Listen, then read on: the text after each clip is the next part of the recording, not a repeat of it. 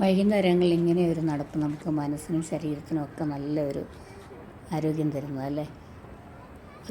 ഒരു ലേക്കാണ് വീടിനടുത്തുള്ളത്. അപ്പോൾ അതിലിങ്ങനെ നടന്നു കഴിഞ്ഞാൽ നമുക്ക് എത്ര നേരം നിന്നോന്ന് പോലും അറിയില്ല. അതുപോലെ നല്ലൊരു സമാധാനം കിട്ടുന്ന ഒരവസ്ഥയാണ്. ടെൻഷനെല്ലാം ഒഴിഞ്ഞ് കുറച്ച് സമയം നമുക്ക് നല്ലൊരു ഫ്രഷ്നെസ് ഒക്കെ കിട്ടും. നിങ്ങളിങ്ങനെ നടക്കാറുള്ളവരാണെങ്കിൽ ഒന്ന് കമൻറ്റ് ചെയ്തേക്കണേ.